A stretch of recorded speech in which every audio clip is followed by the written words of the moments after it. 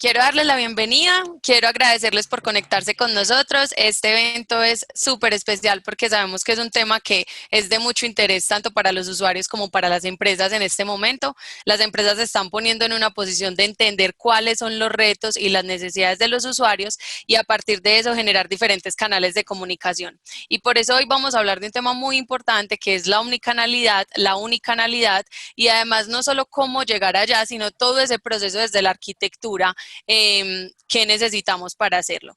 Entonces, por eso hoy nos acompañan Rafael Hernández, él es vicepresidente en Mercadeo Ágil de Pragma, es publicista, mercadólogo y administrador con capacidad de generar vínculos de valor entre marketing, ventas con IT y entornos de innovación. Se ha desempeñado como consultor empresarial en Mercadeo Ágil, SEO y socio cofundador en empresas de innovación y publicidad. Además, director de planeación creativo y estratégico de empresas y marcas en negocios ATL y BTL.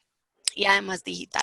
Además, ha sido docente de cátedra en la Universidad Pontificia Bolivariana en el área de estrategias de marca, branding aplicado y docente de la Colegiatura Colombiana en Estrategia y Desarrollos Creativos. Docente en el Instituto de Artes de Medellín y conferencista internacional. Rafa, bienvenido nuevamente.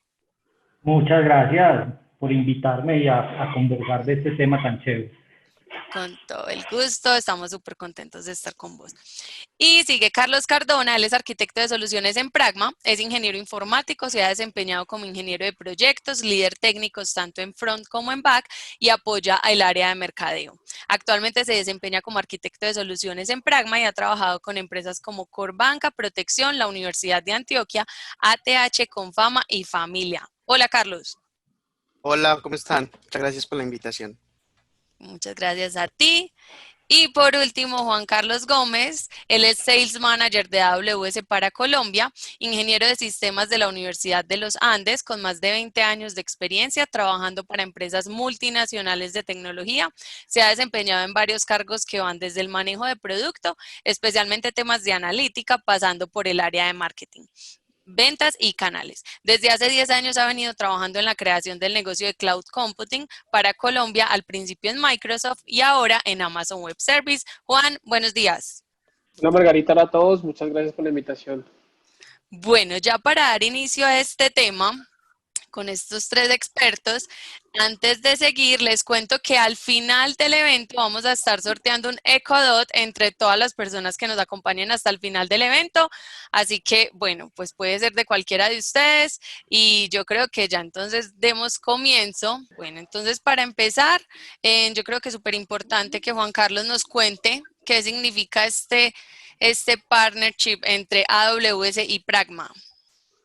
Sí, bueno, gracias a todos y para nosotros desde Amazon Web Services es bien importante hacer este tipo de eventos con nuestros socios de negocios. Y quiero contarles un poquito Pragma y AWS, un socio de negocio bien especial, lleva desde en la práctica de servicios de nube con AWS desde el 2016, pero ha tenido un desarrollo importante en todas las categorías y hoy en día, este año, y nos complace mucho tenerlo en la categoría avanzada como consulting partner. Es un trabajo que ha realizado, digamos que definiendo y trabajando con arquitectos, revisando las competencias internas y eso no todos los partners hoy en día lo tienen, entonces nos sentimos muy orgullosos de que Prime esté ahí. Son muy pocos los que tienen a nivel de Latinoamérica esta distinción y por eso hoy estamos aquí dándole haciendo este evento en conjunto. Adicionalmente, hay unos servicios especiales a los que Pragma está trabajando, algo que es el trabajo con Lambda y lo que son los SDPs o Service Delivery Program, también desde este año. Y algo que estamos viendo que se está volviendo una práctica muy repetitiva en los clientes y sobre todo en estas épocas de pandemia y en esta época del COVID, que es los servicios de arquitectura o algo que llamamos el Well Architected Framework, en donde básicamente Pragma puede apoyar a los clientes a revisar arquitecturas, hacer optimizaciones y recomendaciones de costos. Entonces, ese pedazo es supremamente importante.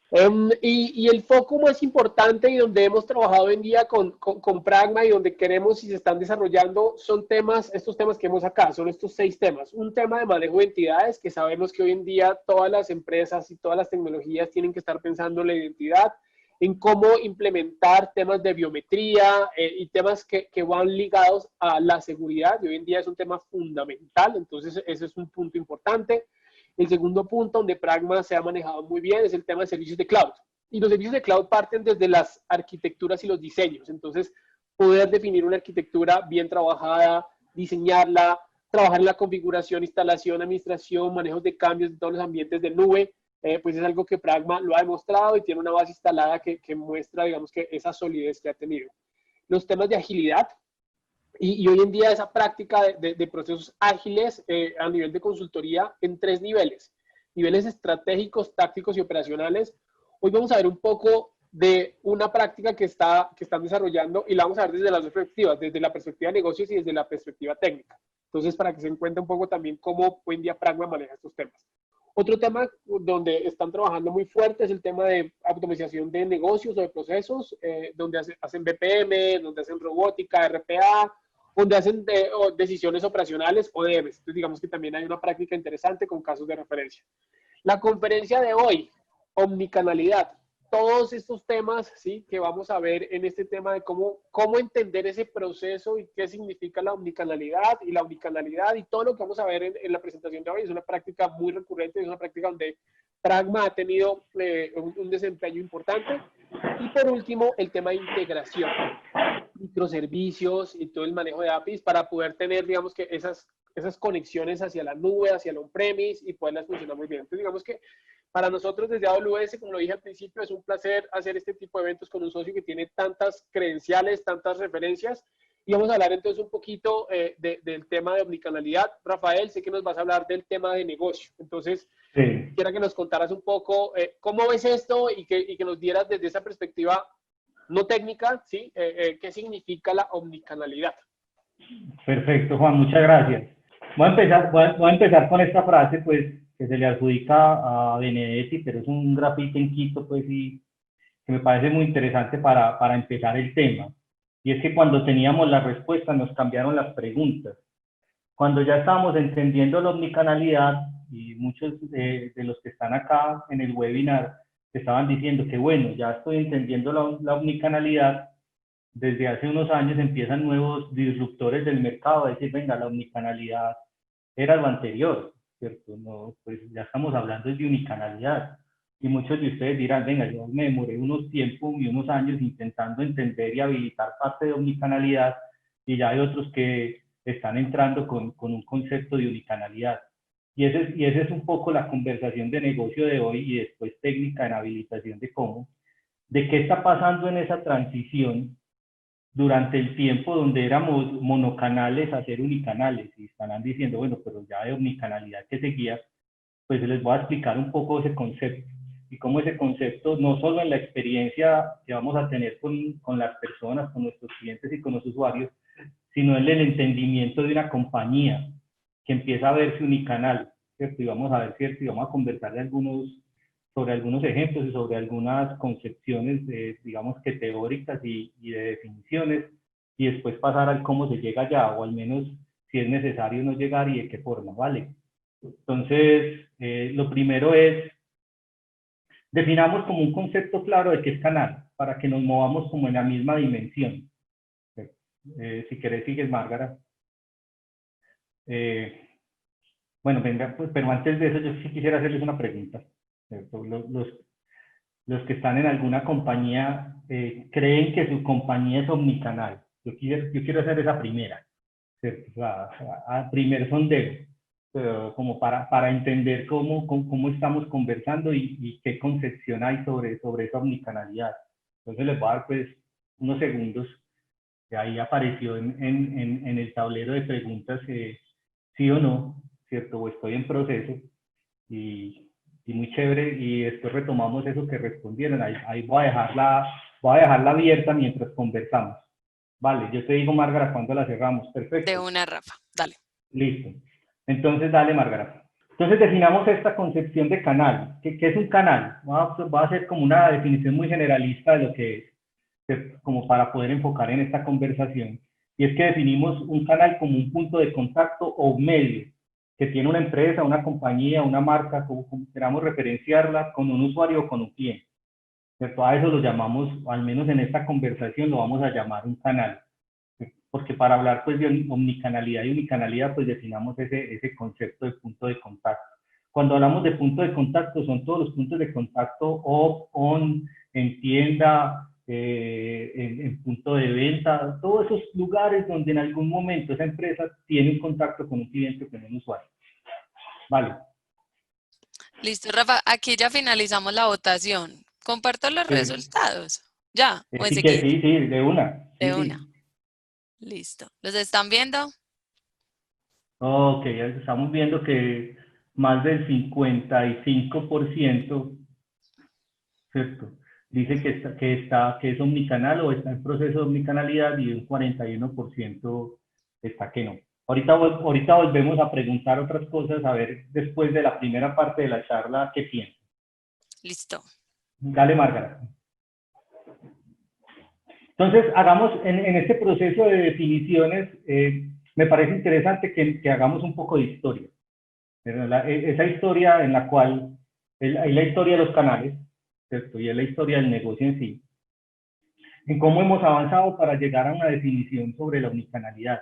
Entonces, la monocanalidad, ¿qué era? Simplemente había un canal por el cual se atendía por lo general, era un canal físico, era un canal de venta, ¿cierto? Y ahí existía un producto y existía un negocio, ¿cierto? Y la gente visitaba.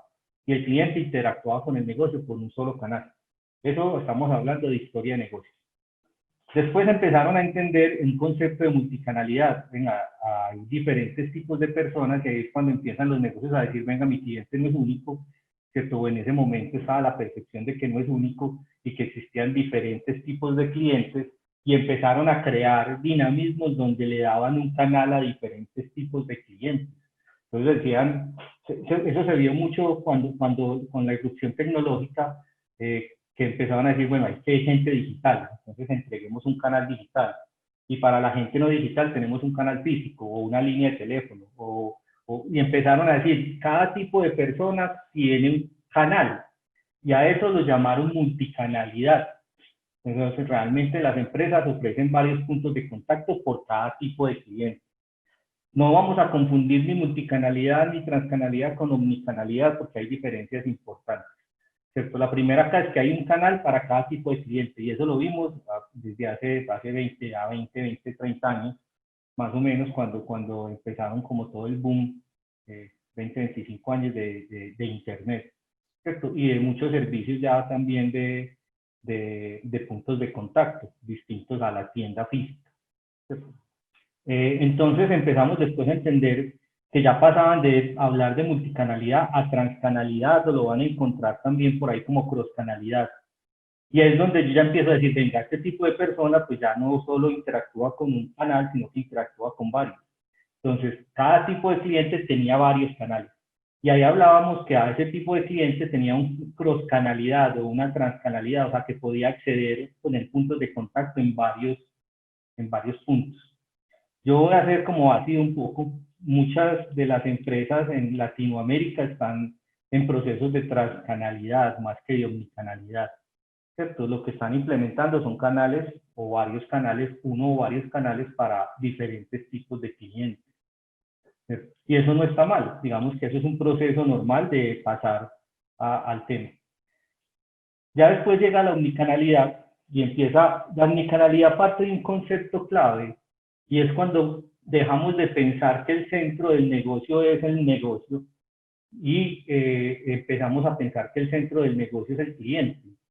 Cuando el cliente se vuelve o se retoma como centro del negocio, pues empezamos a decir, venga, si yo tengo que favorecer al cliente en esa relación que existe con el canal o en esa relación, pues yo sí debería tener al cliente como centro y poderle darle o que interactúe con varios canales a la vez, ¿cierto? Y sale el concepto de omnicanalidad que constantemente conocemos y actualmente está en boga, y en donde a un cliente le damos la posibilidad en muchos canales de poder acceder y ya empezamos a unificar el hecho de que ya hay clientes o digitales o de tienda o de call center o de chat, ¿cierto? De lo que sea, y empezamos a decir, no, ya es un solo cliente, ¿cierto? Ese cliente lo que le vamos a dar acceso es a varios canales para que pueda relacionarse con nosotros. Y ahí estamos, ¿cierto? Y no son muchas las empresas en Latinoamérica que tienen una concepción real de omnicanalidad. por lo general son multicanales o transcanales, ¿cierto? O están en procesos de ser omnicanales, pero se han encontrado y se han empezado a encontrar barreras, y ahí es cuando la frase anterior, digamos que cobra validez, y es, venga, cuando yo ya empecé a entender unicanalidad, llegaron empresas disruptivas que cambiaron los modelos de negocio. Y de ahí sale el tema, venga, hay estas empresas disruptivas que cambiaron modelos de negocios porque son tan exitosas. Y uno diría, no, es que cambiaron, pues los ejemplos clásicos, pues Netflix y todos estos. Y decían, pero es que tiene un modelo de negocio muy bueno, pero detrás de ese modelo de negocio hay una concepción, y es que ellos empezaron a entender que había que desaparecer los canales, y la concepción del canal no existe, porque para ellos solo hay una plataforma, y en esa plataforma se mueve todo, y pongo de centro al cliente en una plataforma que es totalmente transversal para él. Pues no, pongo ejemplo clásico porque es el que vivimos nosotros todo el día. Pues yo entro a una plataforma como Netflix, y esa plataforma, pues yo estoy viendo una película en mi celular y voy a pasar a mi televisor en el Smart TV, y la película está en el mismo lugar. Y son las mismas recomendaciones. O sea, para mí no hay ningún tipo de fricción entre el uno y el otro. Y para mí es transparente, y las recomendaciones son las mías, ¿cierto? Y empiezo a entender que ya no existe canales. ¿Por qué? Porque es que para el usuario tampoco hay canales. Y ese concepto es rompedor y hace parte de la disrupción, y es el inicio de por qué muchas de nuestras compañías están en un proceso de transformación digital.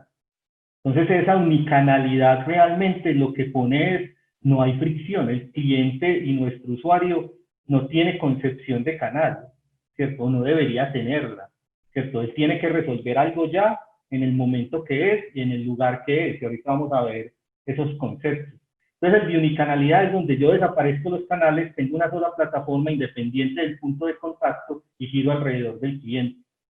Y eso nos cambia paradigmas, ¿cierto? Y es lo que técnicamente también vamos a ver ahorita. Y cómo nos cambia paradigmas, porque es que yo ya no pienso en la relación desde el canal, sino desde una dimensión superior. Y eso es lo que llamamos plataformas, ¿cierto? Y el trabajo de plataformas es un trabajo donde ya no hay canales, sino que empiezo a entender esa relación que existe entre los diferentes puntos de contacto y volverlos uno solo. Entonces, un poco esa es como la explicación para tener definición de lo que es unicanalidad. Dale, Márgara.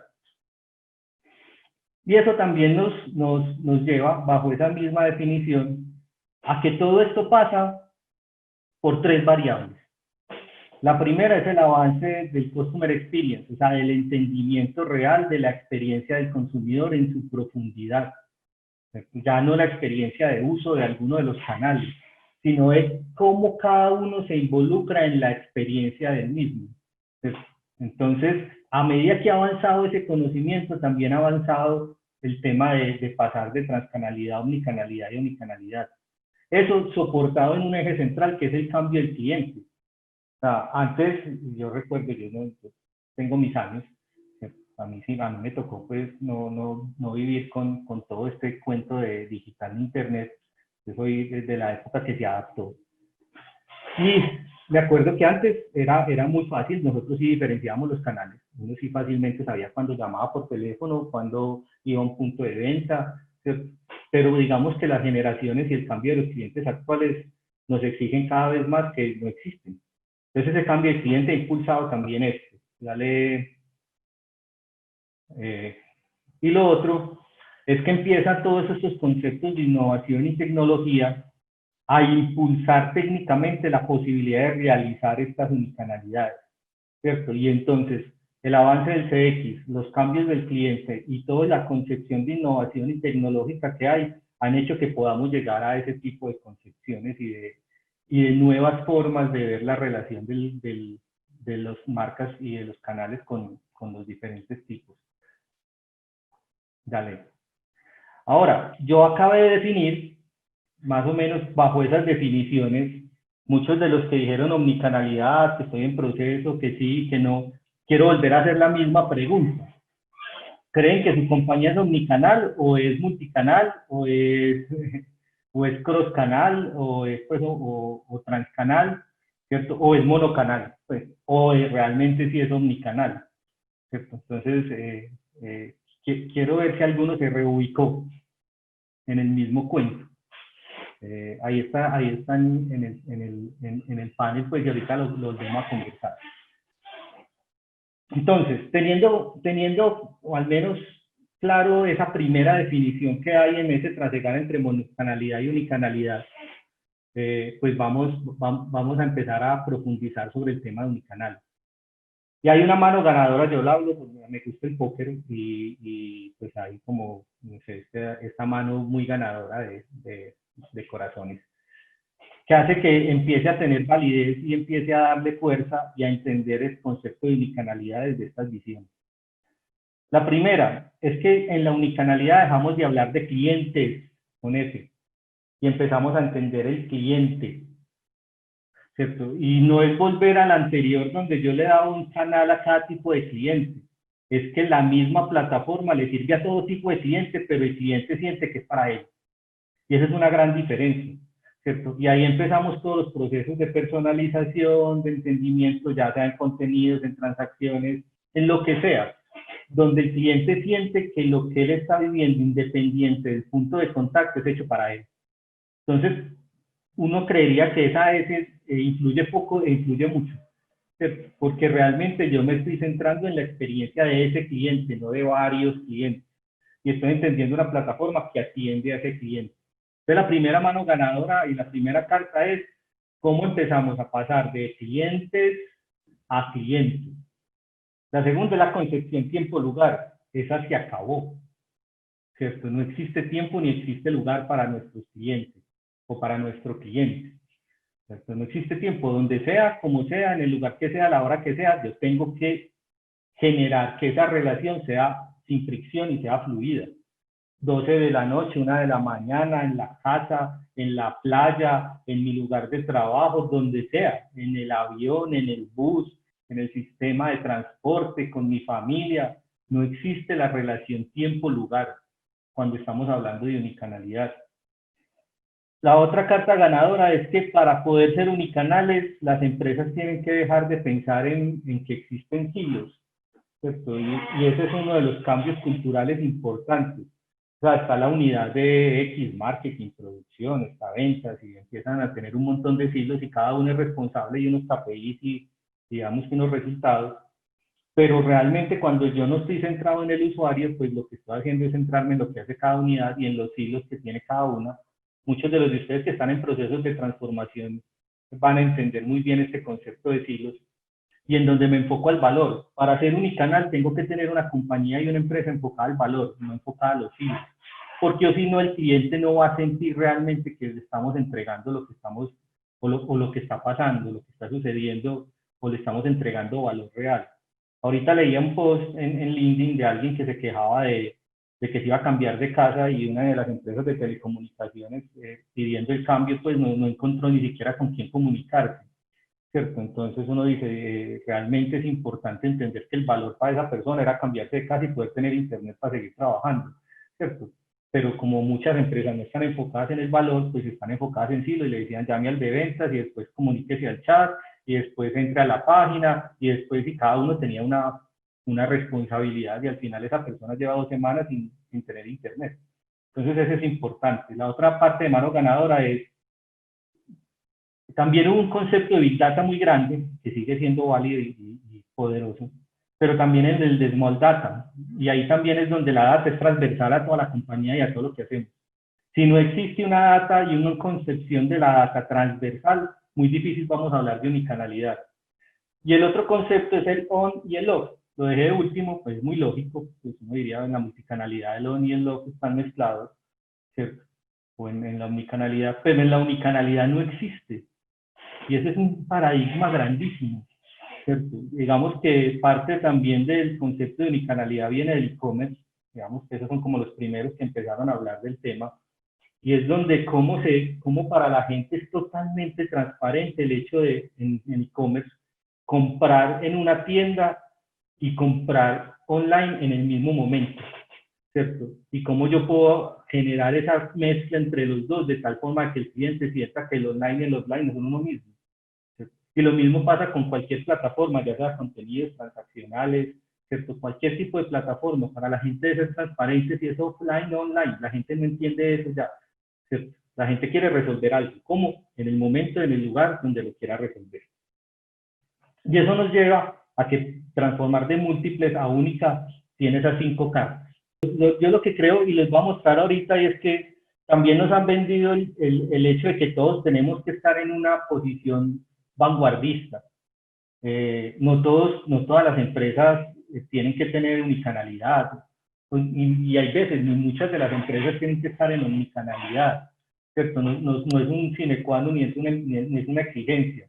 Y lo que les voy a mostrar a continuación es un framework muy chévere de cómo entendernos nosotros como compañía en ese avance a la unicanalidad. Vale, sigue Margarita. Lo primero para entender ese framework es que hay que diferenciar estas 3 palabras que se mezclan constantemente en las conversaciones de omnicanalidad. Entonces estamos hablando de activos, tanto digitales como no digitales, o activos los que sean, un punto de venta, vuelva a lo mismo, o activos de llamada y de puntos de contacto, pues como call center o parecidos. También hablamos de ecosistemas y es como se unen varios de esos activos alrededor de solucionar algo, y ahí hablamos de esos ecosistemas ya sea offline y online. Pero el concepto nuevo es el de plataforma. Entonces muchos de nosotros confundimos un ecosistema con una plataforma. Y hay una gran diferencia entre el ecosistema y la plataforma. Y es que por lo general los ecosistemas en la actualidad en Latinoamérica, sobre todo y gran parte del mundo, están dados de manera individual en los cuales yo los integro. ¿Cierto? Entonces pasa que yo tengo, no sé, el call center, y tengo el sitio web, y tengo el post, y tengo el CRM. Entonces yo empiezo a entender y cada uno lo construí aparte y hago una posibilidad de integrarlos de tal forma de que eso que estaba aparte y concebido aparte se vuelva un ecosistema y trabaje de cierta forma unido. Ya cuando hablamos de plataformas, yo no estoy integrándolos. Yo de una vez tengo que construir, o al menos cuando los estoy integrando, los tengo que adherir a un sistema completo, ¿cierto? No es que cada uno tenga una función, sino que cada uno hace parte de una función general. Entonces, el plataforma, ecosistemas y activos es lo primero que quería acá también antes de entrar al framework. Dale. Y esto nos lleva acá. Mucho cuidado acá con este cuadrito. Este cuadrito lo vi por ahí en otro webinar. Ahí está pues de donde es, de un CMS Headless con el que trabajamos nosotros también en Pragma, que nos parece muy interesante. Y este cuadrito tiene digamos que dos temas importantes. Primero es, en la medida en que avance el Customer Experience y en la medida en que avance la excelencia operativa, tanto a nivel tecnológico como a nivel de otro tipo de operatividad dentro de la compañía. Yo puedo empezar a hablar de unicanalidad si empiezo a tener avances profundos en CX y en excelencia operativa. Y ahí trabajar en esos dos hace que yo empiece a generar ese avance que hay en la mitad de las bolas, de las bolitas, de los círculos. Entonces muchos de nosotros están parados en un mundo donde el CX está en un nivel inicial, el Customer Experience y la excelencia operativa no es tan fuerte, y por lo general están metidos en un concepto de productos digitales. Muchos hablamos de omnicanalidad, no, es que yo tengo muchos puntos de contacto, yo ya habilité varios puntos de contacto, pero mi concepción está en productos digitales, o sea, tengo productos digitales, o yo tengo productos de call center, o tengo CRM, o tengo web, o tengo app, o tengo kioscos, o mi sistema de atención, y que empiezan a decir, venga, usted está en este momento teniendo muchos productos digitales que ofrece para entenderlo. ¿Por qué? Porque todavía no ha avanzado en el CX ni en la excelencia operativa. De por sí, cuando nosotros en Pragma encontramos muchas empresas donde esos productos digitales muchas veces ni conversan entre sí, ¿cierto? Son islas aparte. Entonces, muchas veces estamos en conceptos de productos digitales. Hay empresas que no necesitan más que eso, ¿cierto? Y no está mal, ¿cierto? Pues están ahí, están en el mundo del producto digital y tienen unos productos digitales y está perfecto. ¿Cierto? Pero ¿qué pasa? En la medida en que el CX y la excelencia operativa avanza y yo empiezo a centrar mis acciones en el usuario y en los clientes, empiezo a hablar de plataformas digitales. Entonces yo ya dejo de pensar en aceleraciones, o sea, en time to market, que ha pasado mucho y en esta en estos últimos 4 meses, no, necesitamos salir ya, necesitamos tener un e-commerce, necesitamos tener un sitio web, necesitamos tener, entonces lo que hacen es acelerar productos digitales, están en procesos de acelerarlos, ¿cierto? Para tener algo, ¿cierto? Y ahí vemos en ese primero. Pero cuando yo ya empiezo a avanzar, empiezo a entender que yo tengo que generar unidad de los contenidos, pues contenidos no vistos simplemente pues como textos o gráficas o algo que les comunique, sino como de lo que tengo en activos, ¿cierto?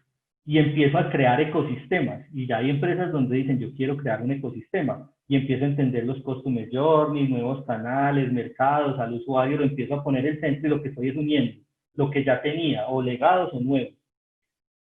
Y hay un tercer nivel donde es transformacional, ¿cierto? Y ahí es donde yo ya no me centro realmente en qué uno o qué acelero, sino en cómo hago una empresa y cómo desarrollo una empresa que sea digital, ¿cierto? Y de por sí si voy más allá, ya el digital se pierde. ¿Cómo hago una organización que esté sobre una plataforma centrada en el usuario, independiente de donde haya punto de contacto? Entonces, este framework nos lleva muy fácil a entendernos dónde estamos y cuál es nuestra función. ¿Y cuál es la función de la transformación digital? Dale. Entonces, miren el framework acá en un ejemplo, simplemente es un ejemplo vago, de cómo puedo yo empezar a avanzar a entender hasta dónde voy y dónde voy como compañía. O sea, en los productos digitales tengo conocimientos base, puedo tener una pantalla digital, un sitio web, ya después puedo estar hablando de optimización, inteligencia artificial, CRM, puedo tener e-commerce, puedo empezar a armar unas plataformas y una unión de los diferentes activos. Pero realmente al final lo que me está dando más concepto de poder llegar a la unicanalidad es entender el customer journey no desde el activo, desde el ecosistema, sino desde la generalidad, y sobre todo empezar a hablar de las prácticas digitales, los hubs de innovaciones, los entendimientos de transformación global, cultura, ¿cierto? Y marcos de trabajo nuevos, centro en el usuario, y todos esos conceptos que muchos de ustedes tienen ahí son los habilitadores para que eso pase. Dale. Y al final, pues vamos a la transformación digital. Yo decía en estos días en un post que realmente la transformación digital no es sino llegar, no es así de simple, pero tiene una concepción sobre esos nuevos players, sobre esos nuevos jugadores que nos están poniendo a decir, venga, es que yo ya soy una plataforma, soy un modelo de negocio nuevo, ¿cierto? Y tengo una visión de cliente muy distinta, y eso nos está llevando a que toda la transformación digital de las compañías en un paso podamos avanzar entre esa primera etapa de tener productos digitales a mínimo a tener plataformas digitales, ¿cierto? Y en muchas ocasiones y en muchos sectores hacer una empresa de base completa de customer y experiencia de cliente, en lo cual pues digital hace parte de todo su bagaje. Dale, Marta. Y para terminar, tengo 3 conceptos importantes y las barreras con las que se encuentran ustedes en sus empresas y nos encontramos nosotros como proveedores cuando empezamos a hablar y a implementar este tipo de conversaciones.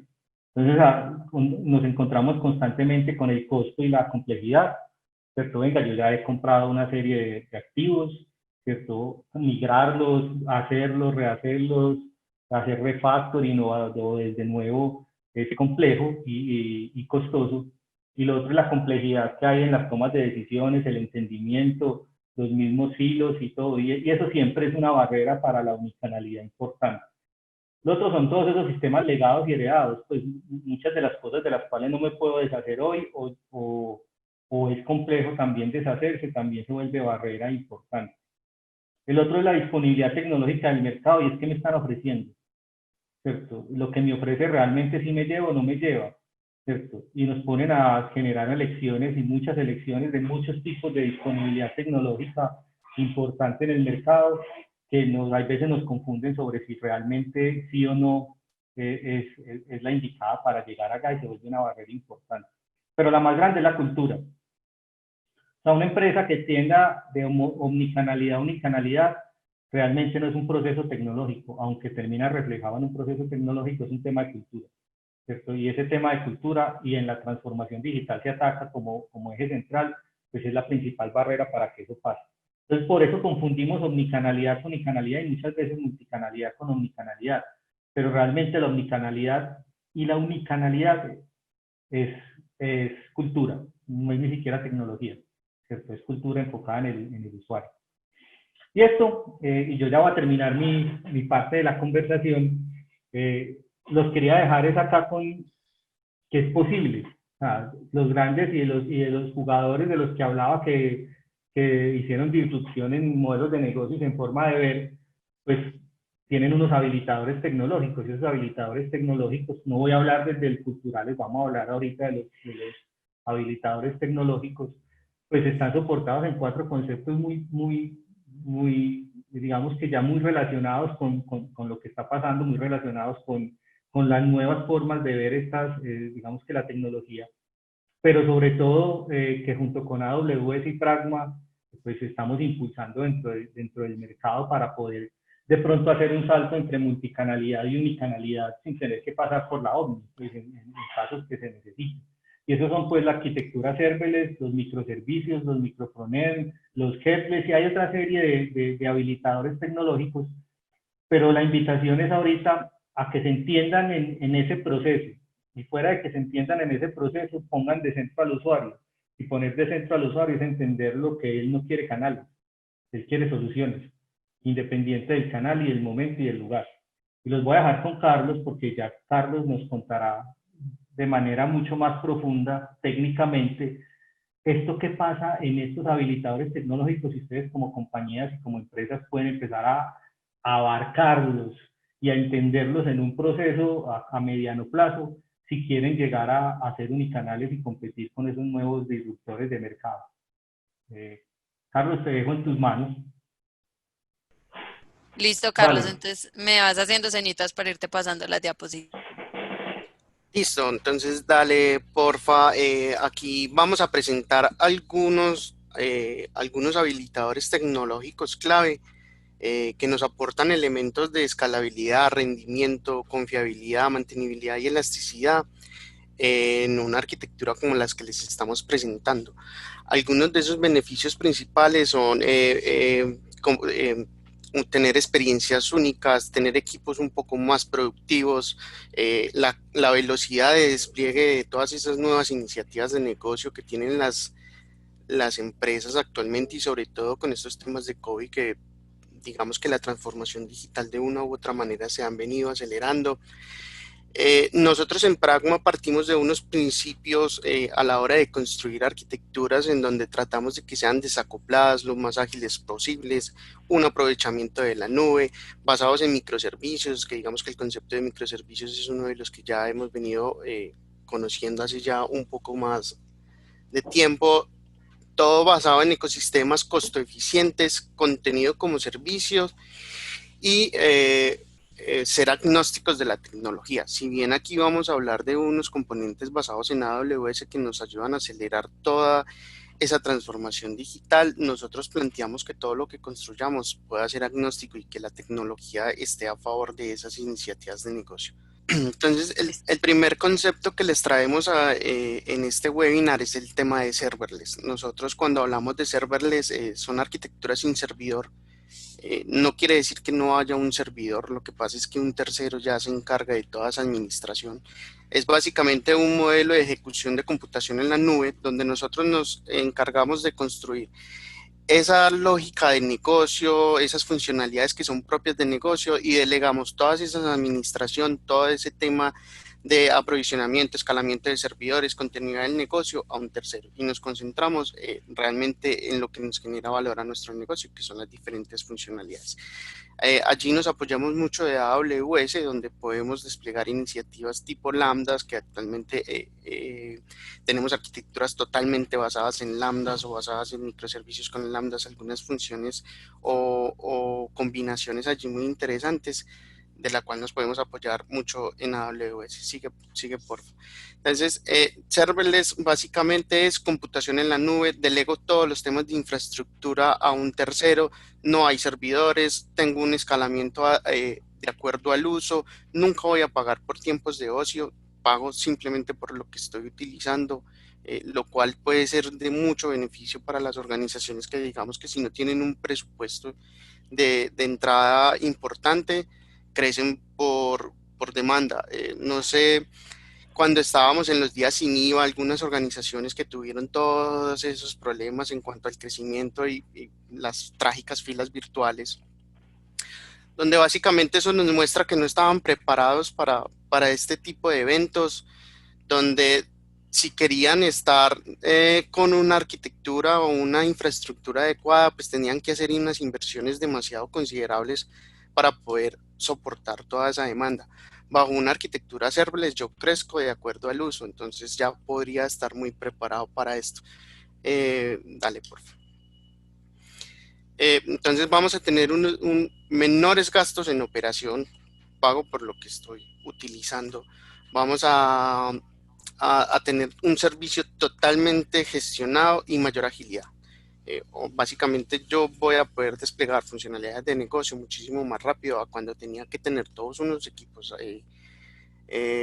disponibles para hacer todo un tema de mantenimiento, de aprovisionamiento de infraestructura, ya enfocado en unas funcionalidades un poco más especializadas, y puedo tener la velocidad que necesitan los negocios actualmente. Dale, por favor. Ya entramos en otro concepto que son los microfrontends. Básicamente, los microfrontends son la abstracción de los microservicios llevados al mundo de frontend.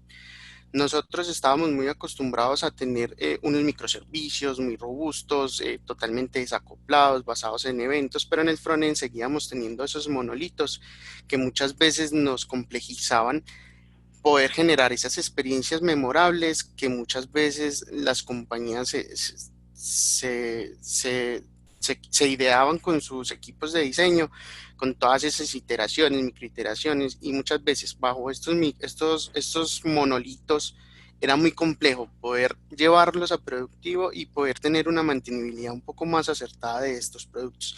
Los microfrontend básicamente lo que nos dicen es dividir esas funcionalidades del front en pequeños dominios de negocio, o ya la estrategia que quieras para hacer esa segmentación dependerá de tus objetivos de negocio. Entonces es tener pequeñas aplicaciones basadas en frontend con estos nuevos frameworks de experiencias memorables que actualmente puede ser Angular, React, Vue, o incluso puedes tener diferentes frameworks dentro de tu arquitectura. Puedes tener algo totalmente de diferentes frameworks y poder tener equipos especializados incluso en funcionalidades de negocio. Les pongo un ejemplo: yo puedo tener un equipo encargado de construir todo el módulo de reportes, un equipo encargado de construir todo el módulo de redenciones, hablando de un programa de fidelización, un equipo encargado del módulo de acumulaciones, y puedo tener todas esas experiencias memorables, frontends totalmente desacoplados, y puedo estar generando esa continuidad del negocio al no tener impactos a la hora de yo desplegar estas diferentes funcionalidades. Dale, por favor. Entonces vamos a tener unos despliegues a producción puntuales. Yo voy a montar lo que esté, la funcionalidad que estoy afectando. Van a ser un poco más integrables, más íntegros, componentes con responsabilidades únicas, proyectos más livianos, más fáciles de mantener, y por ende puedo tener equipos especializados en esas diferentes funcionalidades, haciendo lo que tienen que hacer de una manera bien hecha. La filosofía de los microservicios básicamente nos dice haz una cosa y... Ok, les contaba que la filosofía de los microservicios básicamente nos dicen haz una cosa y hazla bien hecha. Con los microfrontend nosotros queremos llevar ese mismo concepto de haz algo bien hecho al frontend.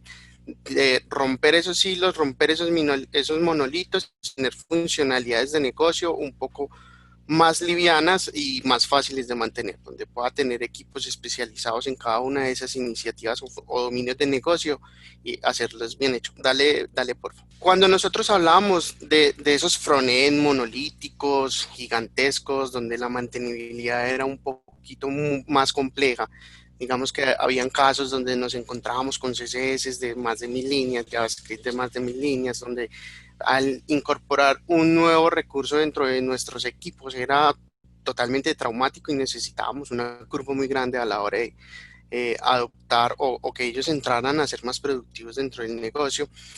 Muchas veces esos monolitos de frontend estaban basados también en administradores de contenido muy robustos, donde teníamos todo el tema de la interfaz acoplada al tema de contenido. Entonces nace un concepto muy interesante que se llaman los CMS Headless, que básicamente es dividir todas las experiencias del tema de contenido. Entonces yo tengo mis experiencias por un lado, donde yo puedo tener equipos totalmente encargados de hacer esas experiencias memorables con los frameworks que necesite o que sean muchísimo más acertados a la hora de construir esas funcionalidades de negocio. Dependerá de cuál es el objetivo de ese producto. Por ejemplo, si es algo más enfocado en marketing digital, entonces yo debo tener en cuenta temas como son el SEO. Si es de pronto una aplicación mucho más transaccional, yo no necesito temas de SEO allí, porque pues, si tengo una sesión no voy a tener cómo llevarle tráfico a esto. Entonces, puedo utilizar, no sé, un framework mucho más liviano, donde no necesite tener que renderizar todos mis sitios de contenido, sino que hacer más robusto las funcionalidades de negocio. Entonces los CMS ejemplos lo que hacen es partir esas partir el mundo del frontend, del mundo del contenido y tener una distribución de esos contenidos basados en API REST.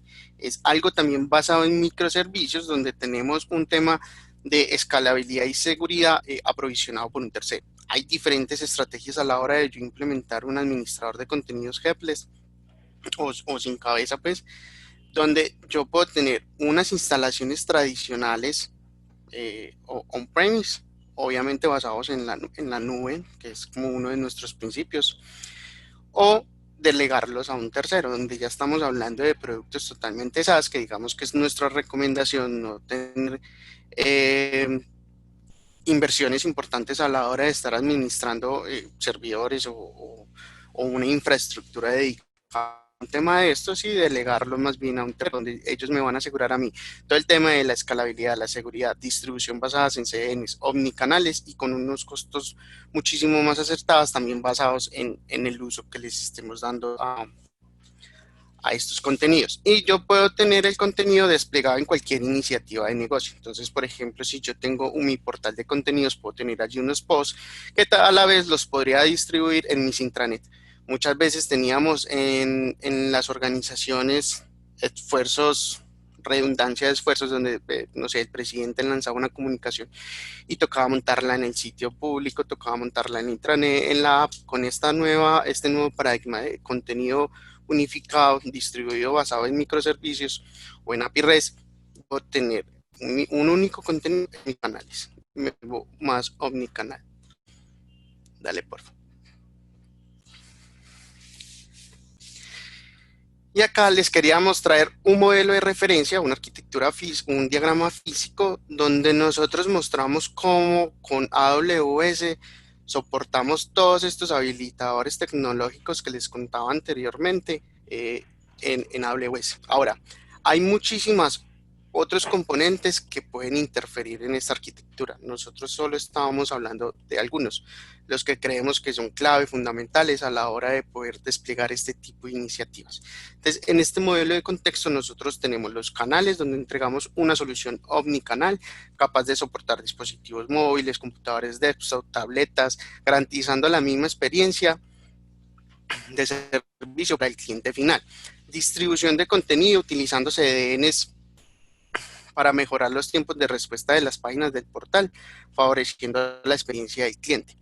Todo esto basado en AWS, ¿no? Allí encontramos el servicio como es AWS CloudFront, que es el CDN que nos ofrece AWS, y buques de S3 donde podemos desplegar todos esos diferentes microfrontend que les contaba ahorita de una manera desacoplada. Favorecemos la implementación de aplicaciones frontend basadas en responsabilidades únicas, más livianas, fáciles de mantener, evolucionar y escalar. Contenido como servicio, generamos el contenido omnicanal que se desarrolla una única vez y es consumido por cualquier canal que así lo requiera a través de unas API REST.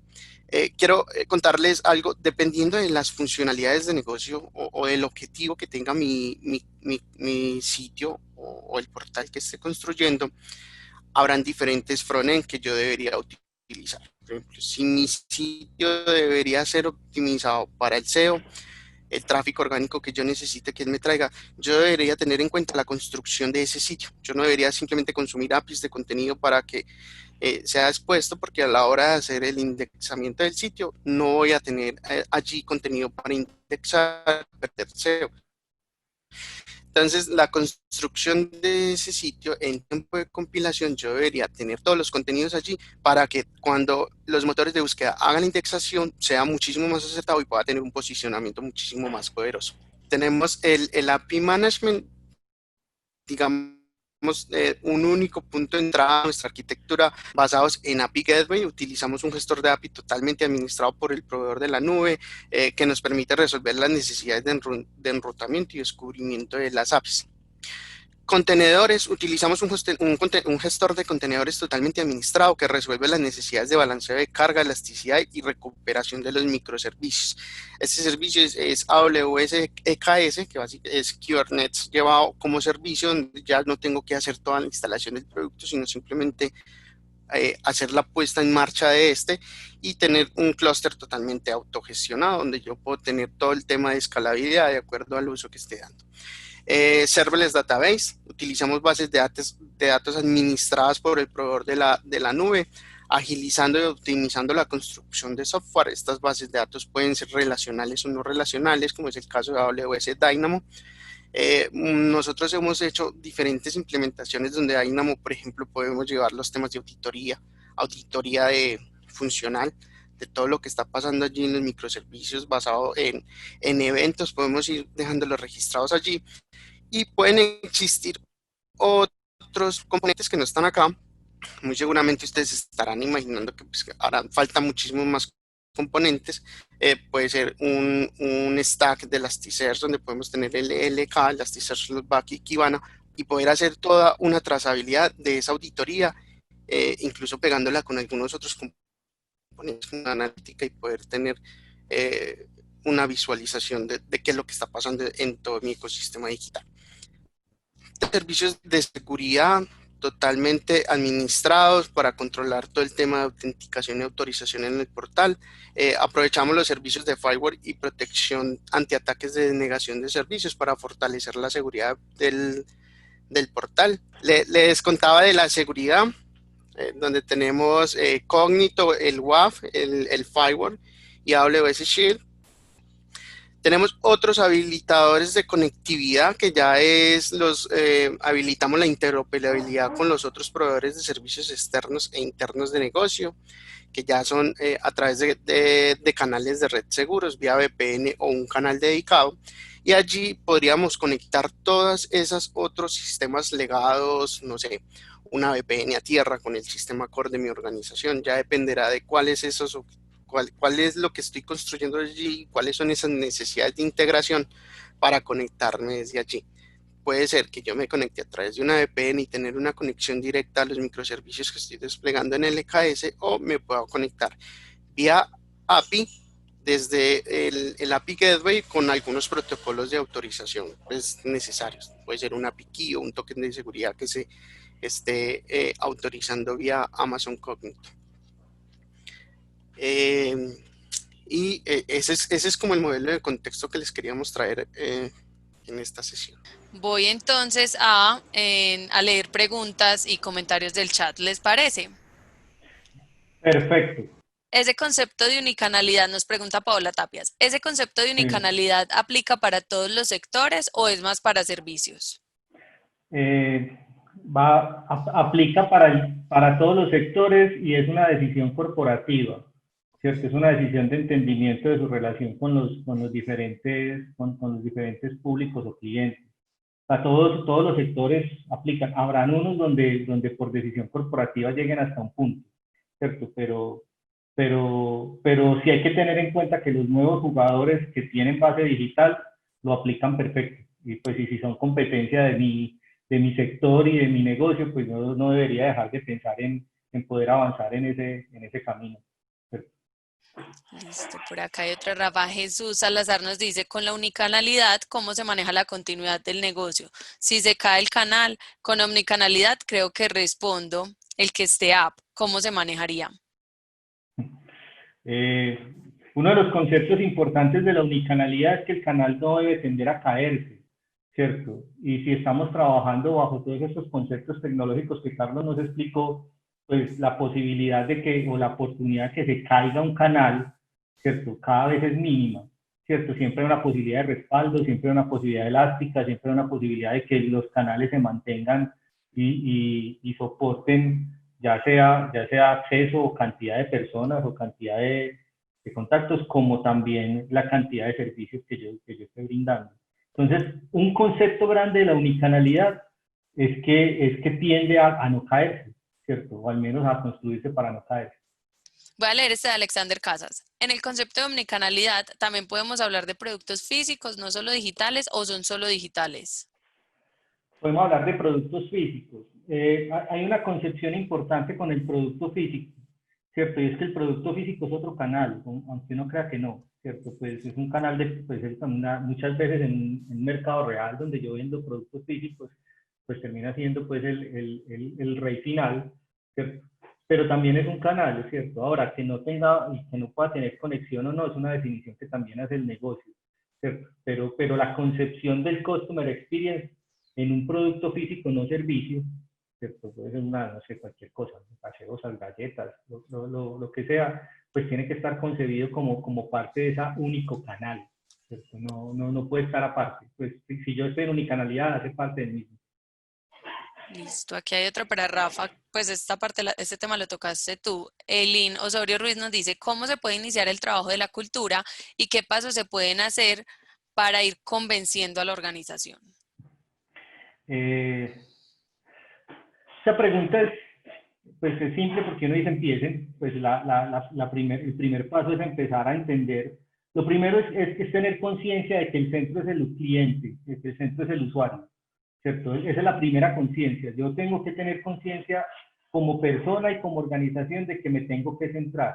Y para eso existen un montón de habilitadores a nivel de framework, de trabajo, de entendimiento, ¿cierto? Hablamos de Agile Business, hablamos de otros frameworks distintos para el mismo, pero realmente al final es tener claros que me voy a centrar en el usuario y empezar a buscar consultores, pues nosotros en Pragma somos consultores en ese tipo de habilitaciones en las compañías para poder que eso se haga, pero hay conciencia, o sea, si no hay conciencia de eso es muy difícil, ya a nivel directivo como a nivel operativo. Listo. Por aquí nos dicen, hola, ¿podrías darnos ejemplos de una transformación de la omnicanalidad a la unicanalidad en compañías de consumo masivo? Muchas están en los procesos, ¿cierto? Procesos donde entendieron esto que hablaba antes y empezaron a ver un proceso a largo plazo, 2, 3, 4 años, donde están entendiéndose. Pues nosotros estamos en una organización de consumo masivo que se llama Grupo Familia, donde ellos están entendiendo ese concepto y están empezando a migrar y a entender cómo todos los canales van a empezar a volverse uno solo, ¿cierto? Y están en eso, ¿cierto? Y en ese gran proceso final.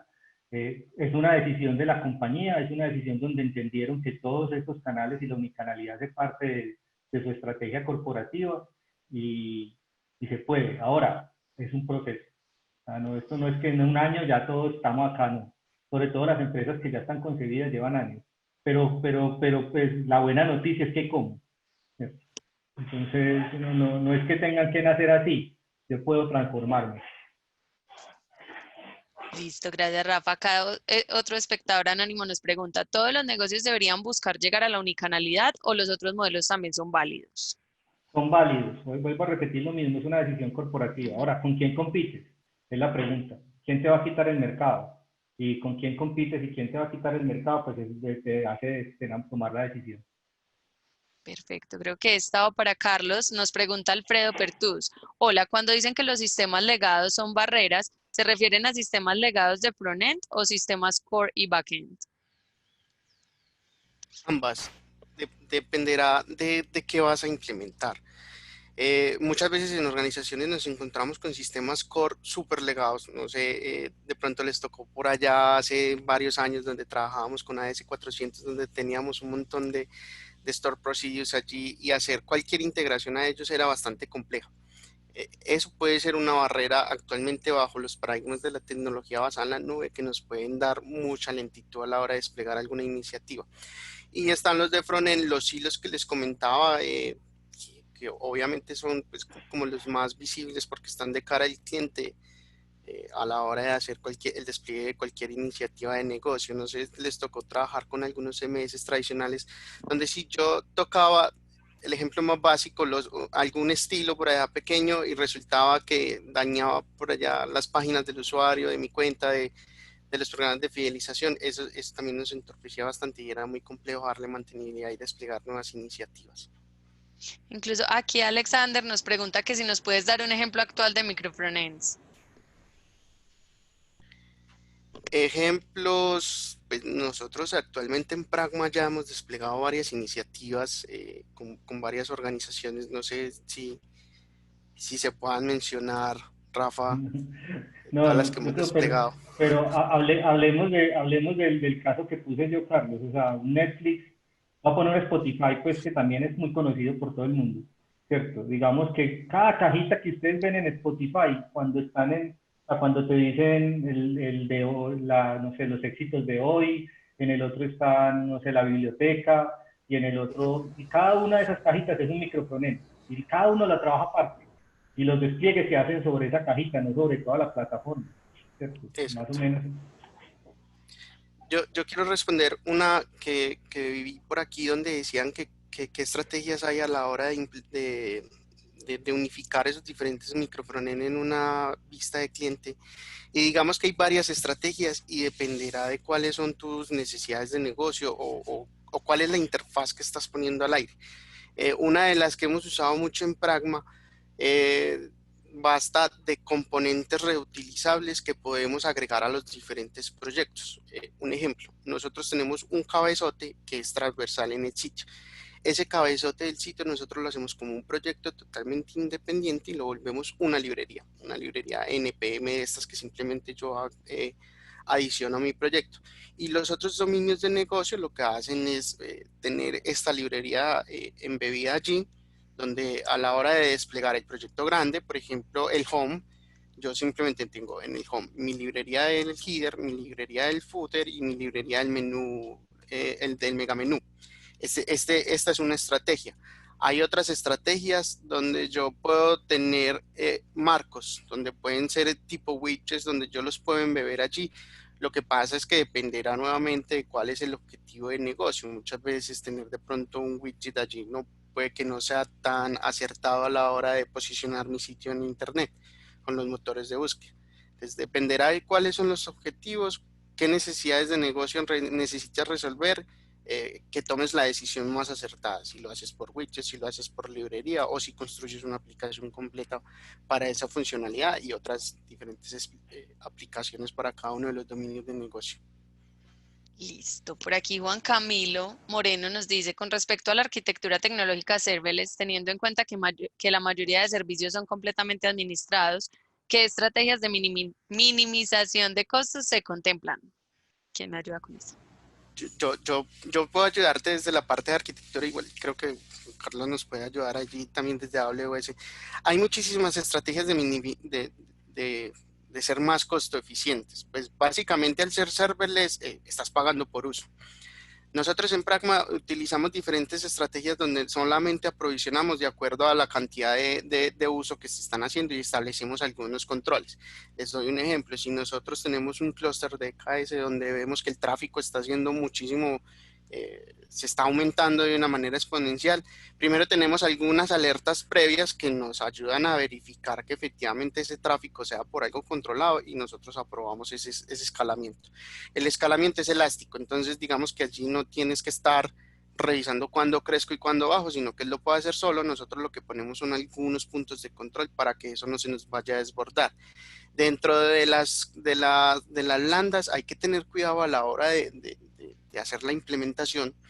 Digamos que el modelo de costos básicamente es una ecuación donde intervienen varios puntos, cantidad de peticiones, tiempo de cómputo, tiempo de procesamiento. Entonces, hay que ser acertados a la hora de construirlas de acuerdo a las funcionalidades. Muchas veces, no sé, la construcción de un PDF que se me tome muchísimo tiempo, puede que sea más óptimo llevarlo a un microservicio que dejarlo en unas lambdas. Aunque ya hay unas estrategias dentro de lambdas, por ejemplo las step function, que nos ayudan a mitigar un poquito ese tema de a que la ecuación se me vuelva muchísimo más eficiente. Esos son como los controles que nosotros debemos de verificar. Utilizar los componentes que son más acertados, que me ayudan a resolver las necesidades de negocio siendo más costo eficientes. Y en la nube la ecuación es elástica, él te va creciendo por el uso que le estés dando. Tal vez yo para complementar ahí lo que estaba diciendo ahorita Carlos es una buena arquitectura, por más que estés utilizando servicios administrados, pues tiene 5 componentes y eso es lo que hoy en día hacemos con Pragma de una práctica que es el Well Architected Framework. Y hay que revisar un poco los temas operacionales, ¿sí? Y cuando hablamos de los temas operacionales es el monitoreo de los sistemas. No importa si es o no administrado, igual hay que monitorearlo. La segunda práctica es el tema de la seguridad, ¿sí? Y cómo revisa uno y cómo incluye uno temas de integridad, quién entra o cómo entran, ¿sí? El tercer tema es la confiabilidad, ¿sí? Y ahí básicamente es mucho lo que decía en este momento ahorita Carlos, o sea, un tema de tener una arquitectura resiliente que pueda fallar y que pueda crecer de acuerdo a la demanda del cliente. Entonces, esos temas son importantes porque ahí uno define cosas como el diseño, el recovery planning y hasta qué hay que hacer para los cambios. El cuarto punto es el desempeño, ¿sí? Y el desempeño básicamente es el verdadero uso o los recursos adecuados para cada carga de trabajo, ¿sí? Entonces, ese es el cuarto punto. Y el último, que es parte de la pregunta, es el de optimización de costos. Entonces, entender un poco cómo se están yendo, quién está gastando y hasta utilizar elementos que me permitan generar alarmas. Entonces, digamos que aquí un poco, sin importar cómo tengan hoy en día la infraestructura, el Well Architected Framework nos ayudaría a tener esos pilares y seguramente, y Pragma tiene esa práctica, entonces creo que podemos en algún momento utilizarla para revisar arquitecturas. Rafa, si voy a comprar un computador y hay varios almacenes donde lo puedo adquirir, ¿cómo cruza la omnicanalidad la parte financiera o transaccional con el stock final de quien vende el computador? Bueno, pues tenemos que entender dos variables. La primera es la omnicanalidad del retail que está vendiendo el computador o de la marca distribuidora o fabricante del computador, ¿cierto? Y ahí es cuando empezamos a entender los otros actores dentro de las ecuaciones de omnicanalidad, ¿cierto? Que son los otros o proveedores, ¿cierto? O terceros que están dentro del mismo. Y entender la extensión que existe alrededor de las mismas y cómo me voy a integrar con ellos y de qué forma.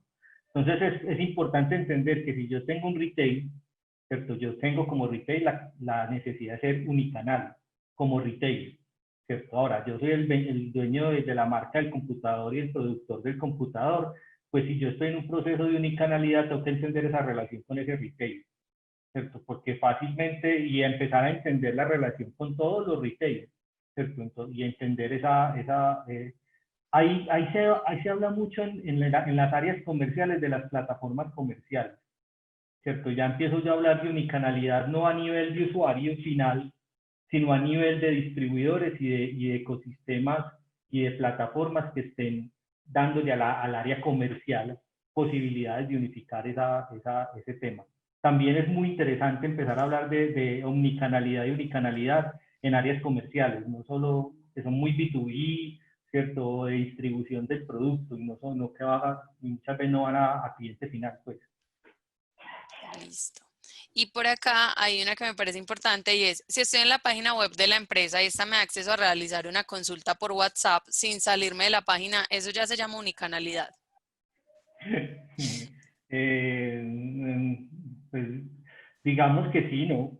¿Cierto? El concepto no es el canal, el concepto es lo que yo despliego. O sea, el hecho del WhatsApp se ha vuelto importante porque para la gente es transparencia hablar, ¿cierto? Tener medios de comunicación, ¿cierto? Por ese tipo de interacciones. Entonces, más que hablar por eso lo importante de la unicanalidad es descanalizarnos. O sea, deje de pensar en el canal y empiece a pensar en cómo se relaciona con el usuario. Puede que WhatsApp se vuelva un punto de contacto, pero descanalícelo, pues que sea transparente para el usuario si entró y después de WhatsApp debería poder volver a entrar al sitio y en el mismo WhatsApp debería comprar, ¿cierto? O sea, cosas que pasan como de ese estilo, pues. Rafa, Carlos, Juan Carlos, muchas gracias por este tiempo, este espacio y toda esta información tan valiosa y nos vemos en próximos eventos. Vale, Gracias a muchas todos. gracias. Hasta luego. Gracias, chao. Chao.